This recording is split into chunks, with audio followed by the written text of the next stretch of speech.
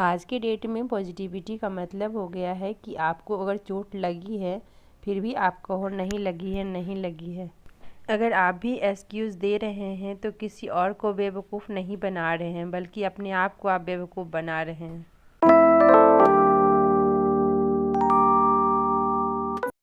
Hey guys, तो कैसे हैं आप सब? आई होप कि आप सब बहुत अच्छे होंगे। आप सभी का स्वागत है मेरे यूट्यूब चैनल वुमेन्स स्ट्रगल में। और सबसे पहले तो मैं आप लोग को बताना चाहूँगी कि मुझे बहुत ही ज़्यादा दुख है इस बात का कि मेरा 1.5 महीना वीडियो नहीं गया। वीडियो तो मैं अपलोड करती थी बट कभी कभी, और प्रॉपर जो डेली का मेरा रूटीन का वीडियो जाता था वो नहीं जा रहा था, जो स्टडी रूटीन में डालती थी। तो मुझे इस बात का बहुत ही ज़्यादा दुख है, बिकॉज अभी मेरे व्यूज़ बहुत ही कम आ रहे हैं। शायद नोटिफिकेशन नहीं जा रहा है आप लोगों के पास, क्योंकि वीडियो हम नहीं रेगुलर अपलोड करते हैं तो नोटिफिकेशन जाना बंद हो जाता है। शायद लग रहा है कि यही हो रहा है, इस कारण से आप लोग वीडियो को नहीं देख पा रहे हैं, आप लोग के पास वीडियो नहीं पहुंच पा रही है। सो कोई बात नहीं, मैं रेगुलर रहने की पूरी कोशिश करूंगी और मेरा एक ही मकसद है कि आप लोग को मैं मोटिवेट रखूं, जिस तरीके से मैं खुद को मोटिवेट रखती हूं।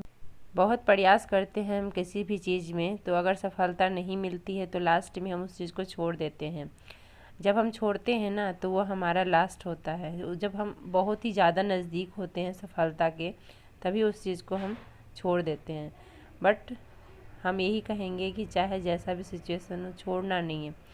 और हमें ये पता नहीं होता है कि हमें सफलता कब मिलेगी, लेकिन जब हम छोड़ते हैं तो सफलता के सबसे ज़्यादा हम नज़दीक होते हैं।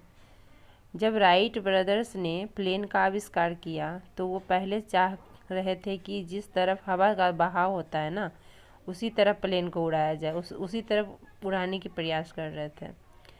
पर वो संभव नहीं हो पाया। तो उन्होंने फिर क्या किया, वो हवा के विपरीत दिशा में उसे उड़ाने का कोशिश फिर किए, तो वो प्लेन हवा के विपरीत दिशा में उड़ा। हवाई जहाज़ हमेशा हवा के विपरीत दिशा में ही उड़ता है। जब हमारे साथ कोई विपरीत परिस्थितियाँ नहीं होती है तो तब तक वो इंसान कुछ भी नहीं कर पाता है, कुछ करने का सोचता ही नहीं है। अगर आप भी एक्सक्यूज़ दे रहे हैं किसी भी चीज़ में कि नहीं मेरे पास तो ये चीज़ें हैं इसलिए मैं नहीं कर सकती, क्योंकि मुझे भी बोला जाता है कि आपके पास बहुत सारा समय है इसीलिए आप पढ़ाई कर ले रहे हैं। मेरे पास टाइम नहीं है, मुझे टाइम नहीं मिलता है तो मैं नहीं कर सकती हूँ। ऐसे बहुत सारे लोग मिलते हैं मेरे को, बोलते हैं कि आपके पास तो बहुत टाइम है। देखिए, काम, मेरे भी 2 बच्चे हैं, काम सबके घर में है, ऐसा नहीं है कि मेरे पास काम नहीं है। बट मैं एक्सक्यूज़ नहीं देती हूँ। एक्सक्यूज़ देना बंद करिए। किसी और को बेवकूफ़ नहीं बना रहे हैं आप एक्सक्यूज़ दे करके, आप खुद को बेवकूफ़ बना रहे हैं। अगर आप कुछ करना चाहते हैं तो ज़रूर कर पाइएगा, ये संभव होता है। क्योंकि जब मैंने पढ़ाई स्टार्ट की थी तो मुझे बिल्कुल समय नहीं मिलता था पढ़ने का, मुझे नहीं लगता था कि मैं पढ़ पाऊँगी।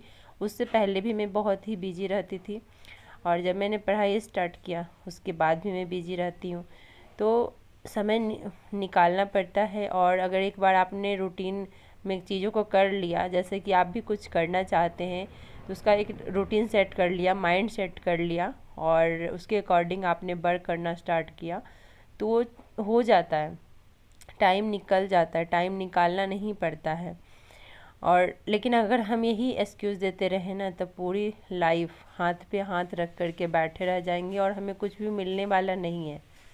हमें वो चीज़ छोड़ना पड़ेगा, एक्सक्यूज़ देना छोड़ना पड़ेगा। हमें क्या करना है, कैसे करना है, क्योंकि देखिए कुछ भी आप करिए, और ऐसा नहीं है, ये जो छोटी मोटी परेशानियाँ आती है सभी के जीवन में आती है। जो सफल हुए हैं ना उनके जीवन में भी आती है, बहुत ज़्यादा आती है। देखिए, कोई गरीब इंसान रहता है, वो डायरेक्ट कुछ मतलब ऐसी ऊंचाई पे चला गया, कैसे होता है? तो फिर हम लोग यही सोचते हैं नहीं वो चला गया, उसके पास ये होगा, इसके पास ये होगा, कुछ ना कुछ उसके। ऐसा नहीं होता है। वो गरीबी को अपना ये नहीं सोचा कि हम गरीब हैं तो मेरे पास बुक्स नहीं हैं तो हम नहीं पढ़ सकते। वो कहीं ना कहीं अपना रास्ता निकाल लेता है।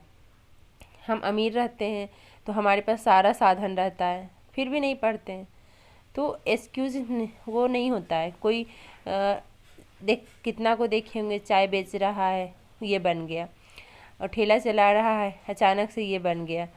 तो वो करते हुए भी जो काम कर रहा है, ऐसा थोड़ी है कि अगर चाय बेच रहा है तो क्या उसके पास समय नहीं मिलता है पढ़ने को। अब पढ़ने का अपना एक जुनून होता है, एक अंदर से जज्बा होता है, ना कि उस गरीबी मायने रखती है कि गरीबी एक्सक्यूज़ बन सकता है, ना टाइम एक्सक्यूज़ बन सकता है। बट वो हमारे ऊपर डिपेंड करता है कि हम लक्ष्य के प्रति कितना ज़्यादा डेडिकेटेड हैं।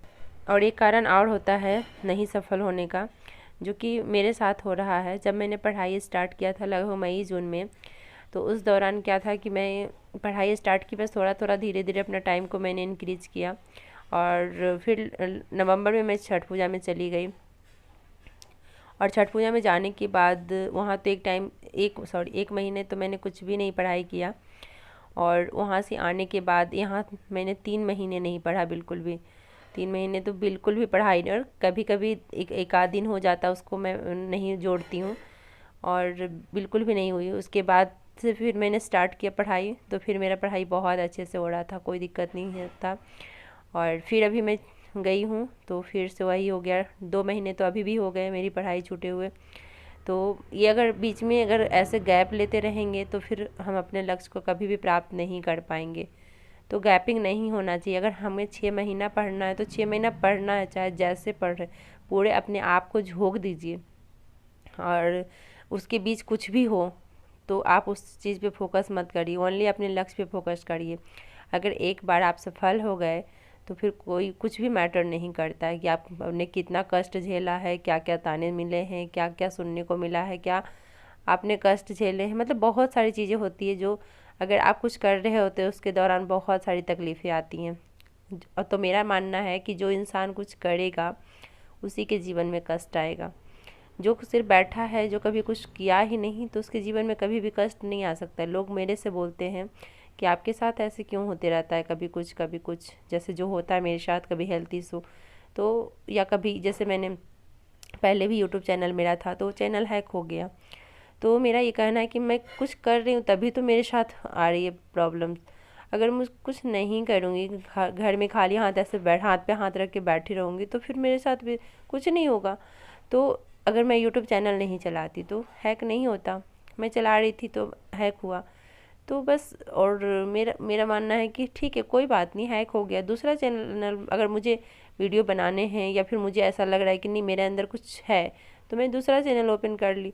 तो बस ये सारी चीज़ें होती है। कुछ भी आपको, जब तक आप एक्सक्यूज़ नहीं दे रहे हैं ना, तो तब तक कुछ चीज़ें आपको, बाहरी की चीज़ें एक्सक्यूज़ नहीं दे सकती, वो बस आपके अंदर होती है। और मैं यही कहूँगी कि अगर सच में आप कुछ करना चाहते हैं तो एक्सक्यूज़ देना बंद करिए। क्योंकि ऐसा नहीं है कि मेरे पास बहुत समय है इसलिए मैं पढ़ती हूँ, नहीं, मैं टाइम को बहुत चुराती हूँ, इतना टाइम चुराती हूँ ना, मैं ही जानती हूँ।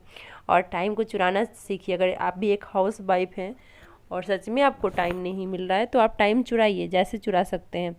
मेरे बच्चे अब थोड़े बड़े हो गए हैं तो इस कारण से मुझे इतनी प्रॉब्लम नहीं होती। बच्चे छोटे थे तो मैंने पढ़ाई भी स्टार्ट नहीं किया था, और मैंने सोचा कि चलो बच्चे जब बड़े हो जाएंगे, स्कूल जाने लगेंगे और बच्चे थोड़ा समझदार हो जाएंगे। वाकई मेरे बच्चे काफ़ी समझदार हैं, दोनों बच्चे। तो इस वजह से मुझे अच्छा लगता है कि नहीं, चलो बच्चे मेरे समझदार हैं, मुझे पढ़ने के लिए कभी भी ये नहीं होता है ना कि चलो पढ़ने बैठो बच्चे परेशान कर रहे हैं या बुक फाड़ दिया या ऐसा कुछ भी नहीं। ये चीज़ें मुझे बहुत अच्छी लगती है। तो मेरे पास एक्सक्यूज़ नहीं है कुछ भी, ना मेरा हेल्थ एक्सक्यूज़ है, क्योंकि मैं हेल्थ इशू में भी, अगर अभी मेरा हेल्थ सही नहीं है तो भी मैं पढ़ पा रही हूँ, चाहे जितना देर पढूँ बट पढ़ रही हूँ, मुझे बहुत अच्छा लगता है।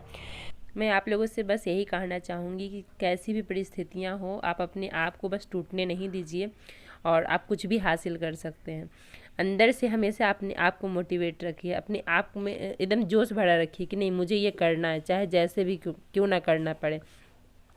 आप एकदम से, बहुत सारे जो लोग सफल हुए हैं मैं उनकी स्टोरी देखती हूँ तो मुझे लगता है कि नहीं, सबके जीवन में कष्ट आता है।